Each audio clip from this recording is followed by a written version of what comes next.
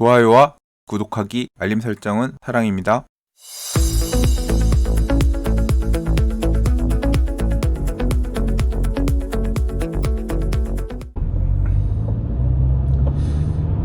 안녕하세요. 저는 지금 동탄 신도시를 빠져나가고 있는 중이에요. 개인적인 일이 있어서 동탄에 며칠 좀 있어야 되는 상황이 있었거든요. 자, 아무튼 일 보고 가는 중인데, 제가 이제 동탄의 시범단지, 그러니까 다음 마을 시범단지 쪽에 옛날에 2004년도였나요? 청약했던 생각이 납니다. 그 당시에 서울에서 멀리 차 타고 와가지고 모델하우스 견본주택 보고 갔던 기억이 나요. 당시에 이제 동탄 신도시에 막 이렇게 평면들, 아파트 위치가 어디가 좋으냐, 평면이 어떤 게 좋으냐, 이런 거 막 엄청 봤었거든요. 그때 2004년이면 제가 결혼하고 그 바로 다음 이듬해였고요. 그러니까 뭐 돈도 없고 예, 신혼 초에 그랬던 시절이죠. 뭐 큰 꿈을 가지고 동탄 신도시에 입성을 하고 싶었죠. 그때 아마 30평대, 34평 분양가가 제 기억하기로는 한 2억, 평당 700만원, 730만원 그 정도 분양가였던 것 같아요. 동탄 신도 시범단지 분양가가. 그래서 한 뭐 옵션 이런 거, 확장비 이런 거 하면 한 2억 7천? 2억 4천인가? 아무튼 2억 얼마였던 것 같아요. 근데 그 당시에 진짜 이 반도유보라는 20평대도 아주 평면이 끝내줬고요. 24평, 35평, 그 당시 35평일 거예요. 근데 35평 같은 경우도 평면이 아주 진짜 짱 좋았던 것 같아요. 엄청 이 발코니 포베이가 아니라 4.5베이 막 이런 식으로, 그래서 아주 서울에서 볼 수 없었던 끝내주는 그런 평면이고, 그래서 와, 이거 당첨되면 진짜 좋겠다, 뭐 이런 마음으로 청약을 했겠죠. 신혼 초에 뭐 이제 결혼하고 나서 대부분 다 비슷하잖아요. 단지들, 분양하는 단지들도 되게 많았고, 그래서 엄청 기대를 했는데, 이제 저는 그 당시에 반도유보라는 엄청 좋긴 하지만 당첨 가능성이 되게 약하다. 왜냐면 되게 가장 인기 단지여서. 반도유보라 월드 메르디앙인가 그랬을 거예요.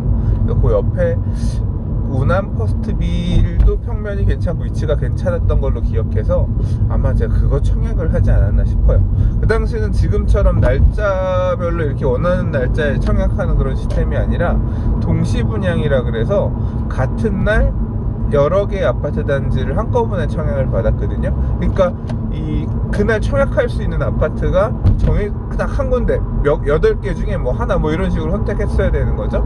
동시분양 제도가 서울시에도 계속 유지가 되다가 서울도 없어지고 이제 동시분양 제도가 이제 없어졌죠. 지금은 이제 아파트 단지마다 이제 견본주택 열고 청약 일정들 잡아가지고 하는 편이죠. 뭐 그 당시에 제가 당첨이 됐으면 좋겠지만, 예, 항상 그렇죠. 지금도 당첨 바라는 꿈을 갖고 청약하는 분들 많으시지만 당첨 안 되잖아요. 예, 저는 아파트 당첨되어 본 적이 없습니다. 계속 떨어졌어요. 왜냐하면 뭐 그 당시에도 그렇지만 이게 무주택 만 35세 이상 무주택 세대주에게 전체 물량의 얼마를 공급하는 이런 제도가 있다 보니까, 그 당시에 저는 이제 딱 30살, 만으로는 29? 뭐 그 정도 나이밖에 안 됐는데 당첨이 될 리가 없죠.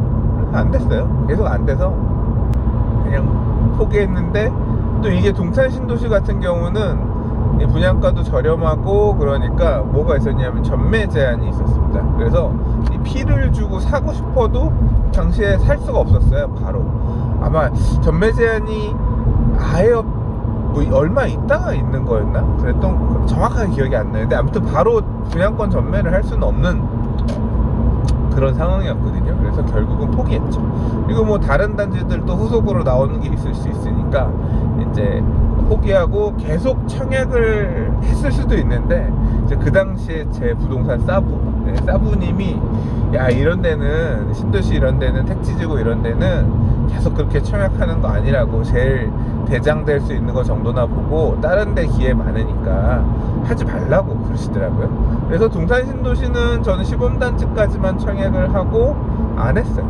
안 하다가 그 이후에 이제 다른 단지들 서울에 이제 2005년도까지 잠실 주공 아파트 분양 또는 이제 지금 암사 시형 아파트 재건축한 강동구 재건축 물량들, 이런 물량들도 있었고, 또 생각해 보니까 화곡 2주구 3주구, 화곡 3주구는 나중에 했고, 화곡 2주구 우장산 힐스테이트는 좀 일찍 했고요. 거의 화곡 1주구고, 화곡 2주구가 이편한 대상 아이파크, 거기도 그 당시 거기는 평당 1,000만원 분양가였거든요. 24평 분양가 2억 4천인가 그랬는데, 아무튼 뭐 다 안 됐습니다. 다 안 됐는데, 지금 이제 경부고속도로 타고 가면서 얘기를 했는데, 생각을 지금 막상 해보는 거예요. 무슨 생각을 해보냐면, 그 당시에 제가 만약에 동탄신도시에 당첨이 됐으면 저의 인생은 어떻게 됐을까? 그 생각을 해보는 거죠. 아마 당첨이 됐으면 들어와서 어떻게든 와서 잘 살고 했겠죠.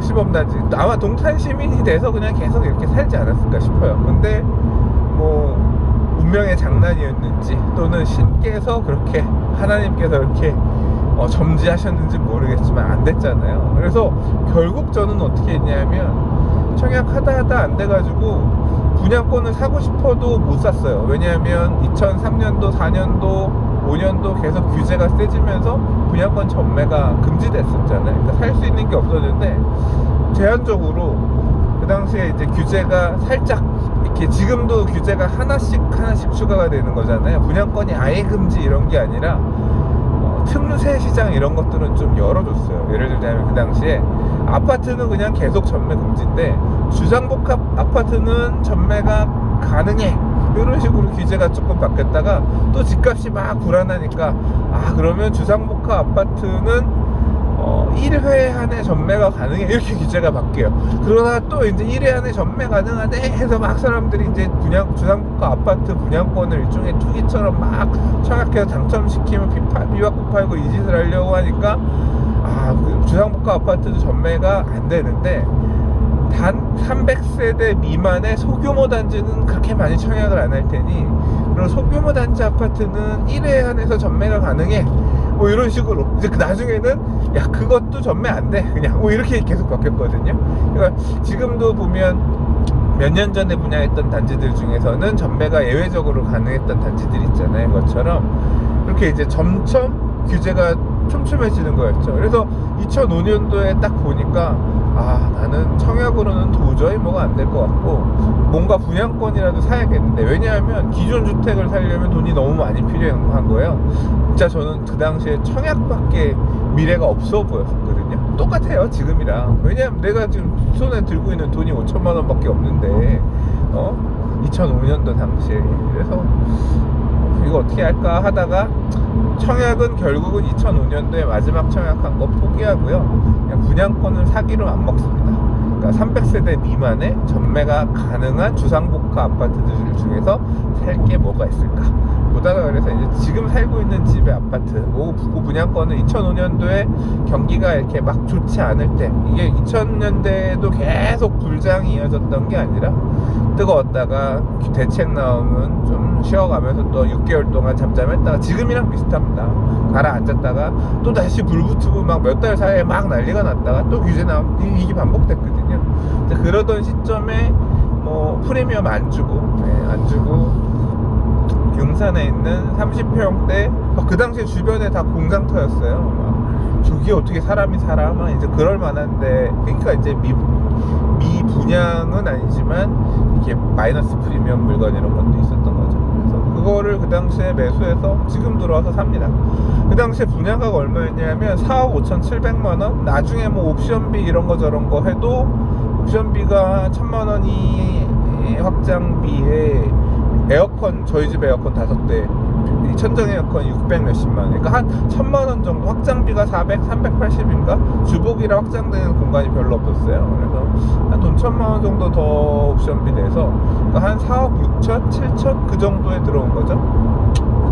자, 지금에 와서 보면 뭐 동탄신도시도 가격이 올랐다고는 하지만, 제가 지금 살고 있는 집이 훨씬 더 많이 올랐죠. 지금 뭐 가격 보면 그러니까 그 아파트도 올랐다가 떨어졌다가 막 2000년대 후반에 막 8억 5천까지 가격이 올랐다가 2014년 15년 가격 빠져가지고 한 5억 8천? 6억? 이 정도까지 빠졌었어요.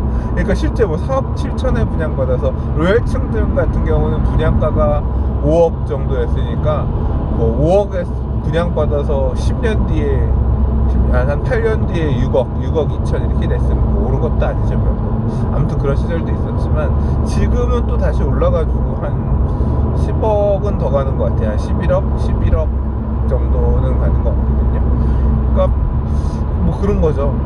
어쨌거나 그 시절에 결국은 내가 원하고 그렇게 원했던 아파트가 당첨이 안 됐지만 어쨌거나 선택할 수 있는 걸 선택을 해서 11억 정도의 어떤 평가를 받는 아파트에 그냥 어쨌거나 애 낳고 잘 살 수 있는 그런 상황이 됐잖아요. 만약에 제가 동탄에 당첨이 됐으면 지금 그 당시에 뭐 2억 7천 정도 했던 아파트가 시세 얼마 하는지 모르겠어요. 제 생각에는 6억까지는 안 갈 것 같고 뭐 한 또 그런 거 생각해 보면 많이 어떤 것을 선택했느냐에 따라서 지금 와서 진짜 많은 차이가 벌어진 거잖아요. 물론 분양가 차이는 있었지만 지금은 이 넷가로 보면 더 가격 차이가 많이 벌어진 거죠. 그래서 진짜 인생은 알 수 없구나. 그리고 또 하나 분수에 맞는 투자도 필요하긴 한데 이게 지금 보니까 그런 거예요. 그 시절에 제가 이제 되게 들어가고 싶었던 데들이 당연히 강남이었죠. 강남도 어쨌거나 분양가가 그 당시에는 지금처럼 비싼 또는 가격이 그렇게 비싼 건 아니었기 때문에 당첨이 된다고 하면 제 기억으로 아마 송파의 리센츠나 엘스의 20평형대 분양가가 4억 8천 선? 뭐 그 정도 했었던 것 같아요. 그럼 4억 8천 더 됐나? 아무튼 근데 거기는 지금 뭐 11억이 아니라 제가 살고 있는 아파트보다 더 비싸잖아요. 뭐 14억 15억 이렇게 하잖아요. 그러니까 보세요. 이게 어디에서 시작하느냐가, 그러니까 그 당시에 좀 더 운이 좋아서 그쪽을 만약에 제가 분양권 전매가 가능하거나 뭐 살 수 있거나 그럼 어떻게 해서라도 아마 송파에 그런 아파트 20평형대를 샀을 수도 있을 것 같아요. 그러니까 어떤 그 시절에 어디를 선택했느냐, 어떤 결론이 나왔느냐에 따라서 10년 뒤, 15년 뒤의 모습은 이렇게 달라진다는 거죠. 달라졌다는 거죠. 얘기가 되게 구구절절 기네요. 지금 집에 가는 중인데요. 아무튼 그래서 동탄 신도시를 한 바퀴 돌아보고 집에 가는 길에 생각을 하다 보니까 와, 이게 떨어졌을 때는 내 선택이 참 나는 복도 없지 왜 이것도 안 되냐 그런 뭐 느낌이었다고 하면 결과적으로는 뭐 대박 상대적으로 더 나은 선택이 되었기 때문에 이것도 다 복이고 덕이구나 감사하다 뭐 이런 마음으로 지금 되게 만족하면서 잘 살고 있거든요. 자, 뭐 어떤 조언이 될 수 있을지 모르겠어요. 제가 지금 한 얘기가 여러분들께서도 또는 뭐 이제 청약 앞으로도 계속 기회가 있고 하긴 하겠습니다만 나중에 또 어떻게 운이 좋게 잘 트일지 모르니까요. 지금 잘 안 되는 거 너무 좌절만 하지 마시고요.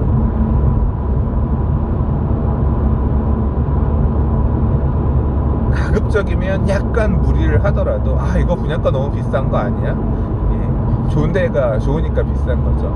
약간 조금 더 좋은 입지에 베팅을 하시는 게 결과적으로 지나고 보면 좋은 선택이었던 것 같다. 그 얘기를 하려고 굉장히 길게 얘기했네요. 네. 제가 요새 유튜브 영상을 잘 안 찍잖아요. 기회가 되면 뭐 이런 식으로라도 짤막짤막하게 한 꼭지씩 하고 싶은 얘기 있으면 남겨보도록 하겠습니다. 자, 봐주셔서 감사하고요. 좋아요 많이 눌러주세요. 감사합니다.